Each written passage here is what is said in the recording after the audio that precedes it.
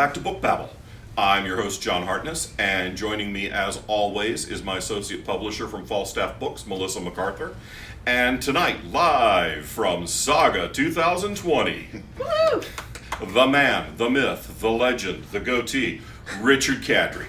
Nice to be here. Richard, thanks for coming. Usually, this is the point in the interview where we shake hands, but Yeah, we're not doing that tonight. For those of you in the future who are watching this, because we're like 10 episodes ahead in the can, this is being filmed the first weekend of March 2020, and we're all afraid that we're going to give each other the fucking plague. So, not a whole lot of contact this week. So, but thanks for coming. My pleasure. You flew all the way from San Francisco just to be on this YouTube show. That's Yeah. awesome. In a plane full of plague people, probably. That's okay. I mean, The Walking Dead was shot in that's Atlanta. true. We're That's true. close. That's true. So, here on Book Babble, Yes. first, tell the audience, let's pretend they don't know who you are. Okay. Even though they read my stuff, and I think literally everyone who's ever read me has read Sandman Slim, but Okay. let's just assume that there's somebody who doesn't know who you are. My name is Richard Kadrey, and I'm best known for a series called Sandman Slim. Book 11 is coming out this August. That's August 2020. And we're coming up on the last book. I'm writing the 12th book, and that will be the end of the series right now. It is about a man named James Stark, who is also called Sandman Slim in certain circumstances. He was sent to hell for various nefarious people for reasons that made sense to them but not to him. He escapes from hell, he comes back looking for revenge, and ends up saving the world. It's very violent, it's very dark, it's also funny, because I learned very early on that you can have any number of decapitations as long as you can make people laugh. I agree.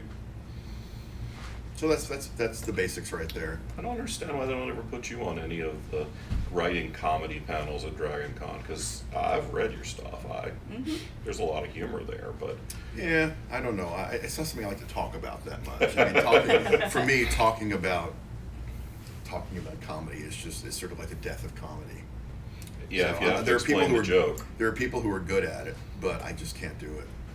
So, what is a book that you love?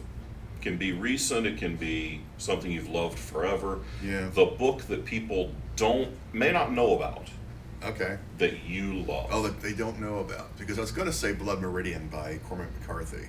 Well, That's just one of my favorite books of all time. we'll go with that. Okay. Why do you love that one? It's almost it's like a Western novel written by the wrathful Old Testament God. That's what it sounds and feels like to me. It is written in a very specific, arch, again, almost biblical style. It's also Interesting.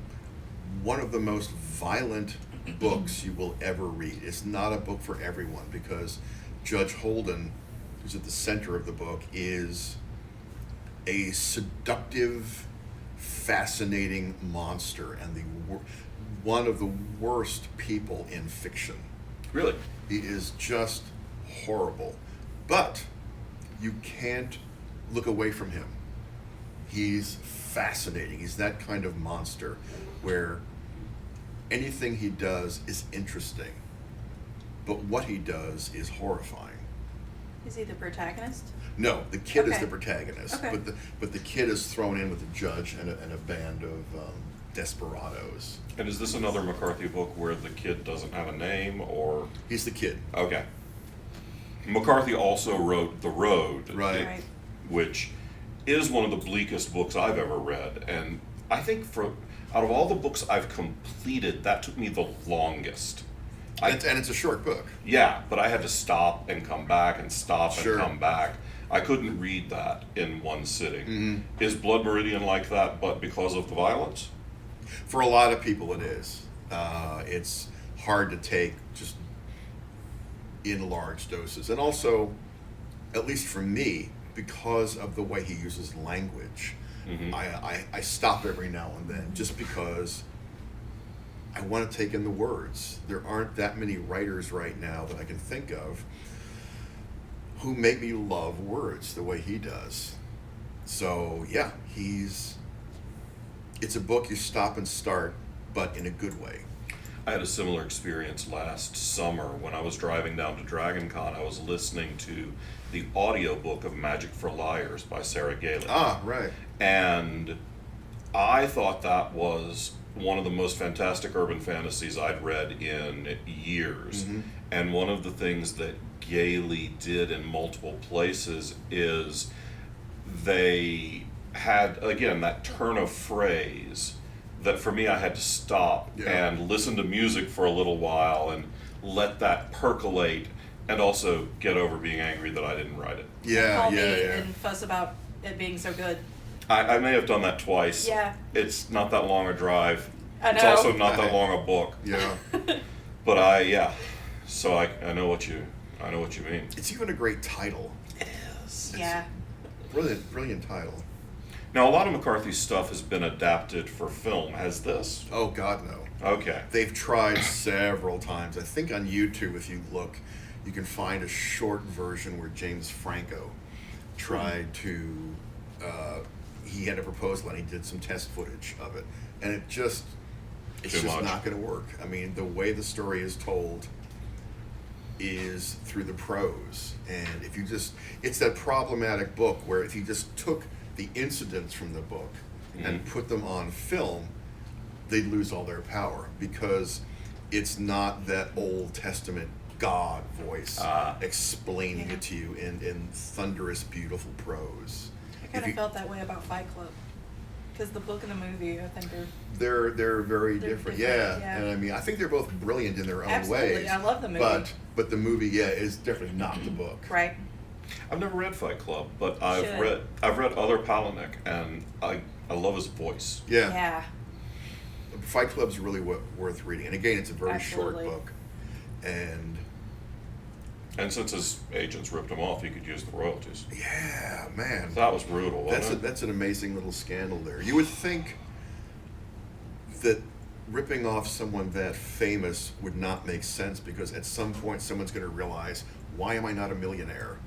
There are all these people who optioned all of my work, and yet I'm broke and can't pay my rent. Yeah. You would, and I guess it took a long time to realize, no, I'm broke, Mm-hmm. and we have to find out why. That's a long story, and you should Google, Google it. Chuck Palahniuk agent scam ripoff whatever. It's a horrible story, and but anyway, on to happier things. Yes. What's something you've read in the last year or two that you really love?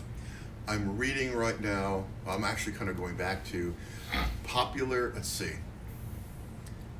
Rural Gothic in American Popular Culture by Bernice Murphy. Okay, I need this book. I think you grew up in that book. Yeah. I have an idea for a rural horror novel, Oh. and this is a really good place to start. It's looking at the tropes of rural horror. I'm not saying folk horror, because one of the things I discovered is folk horror is British. Rural horror is American. Yeah. So you can use the terms interchangeably, but just to try and be more accurate, I'm saying rural horror. That was actually the topic of a panel I was on last Ah. weekend at another con about folk horror, and was it British, or Right. have we done enough to take ownership of it? I think so. Since we were in Virginia and it was me and other rednecks on the panel, we all assumed yes. Right. So you can call it Yeah. folk horror if you want to. Fuck it, it's my YouTube channel. You can call it whatever you want. All right. But I came up with this book idea that I realized I hate the forest and I hate trees, but I'm going to have to go to the Pacific Northwest at some point and hang out with trees, which is like the worst thing I can do to myself. But I want to write this book. And that's what I'm kind of building up to. I have a whole little library now of rural and folk horror, trying to understand where it came from, how it functions, and where new places you can possibly take it. Now you do a lot of research. Yeah. For your books. Yeah.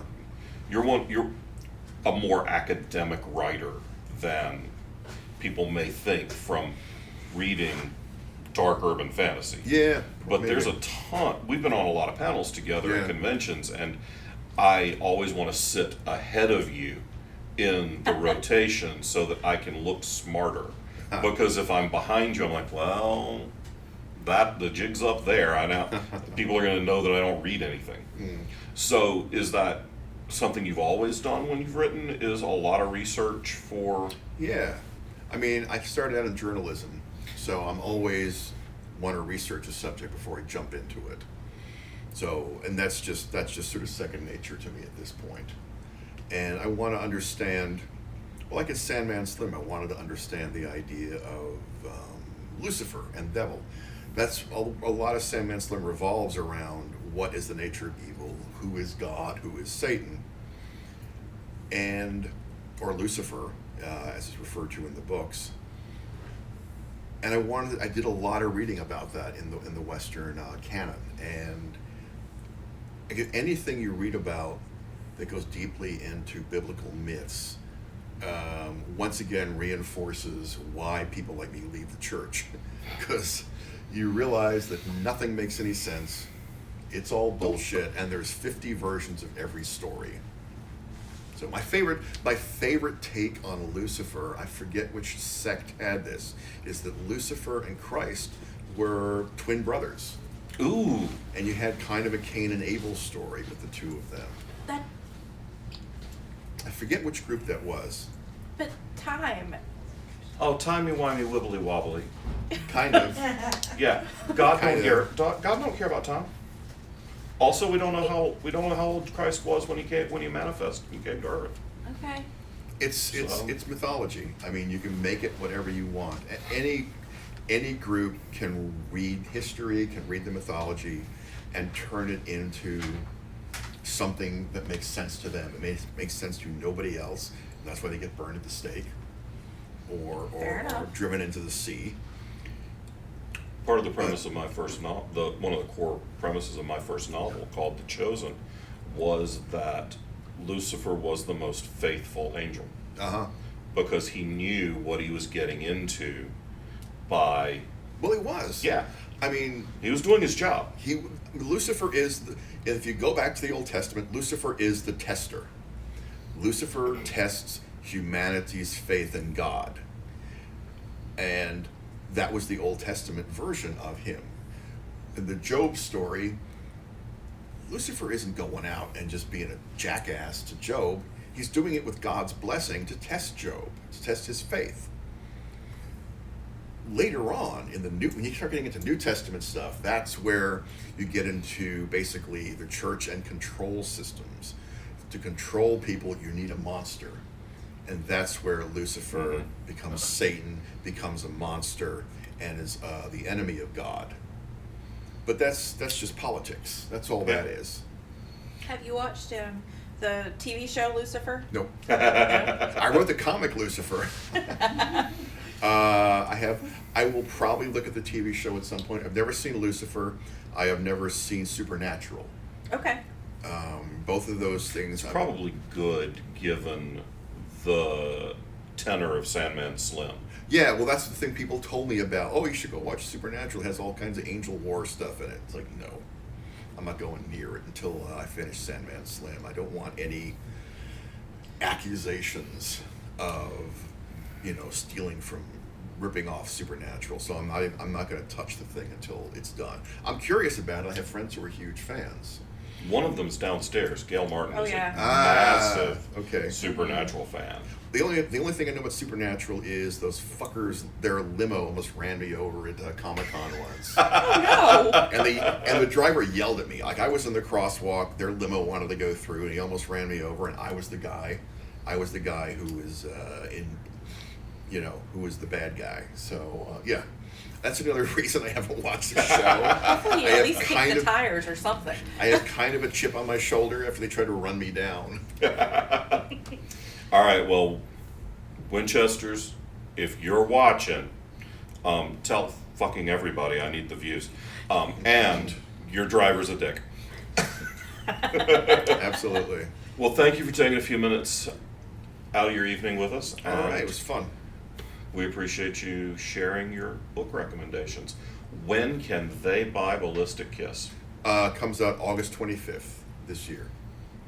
So 2020. I highly recommend you pre-order a gift copy for my birthday.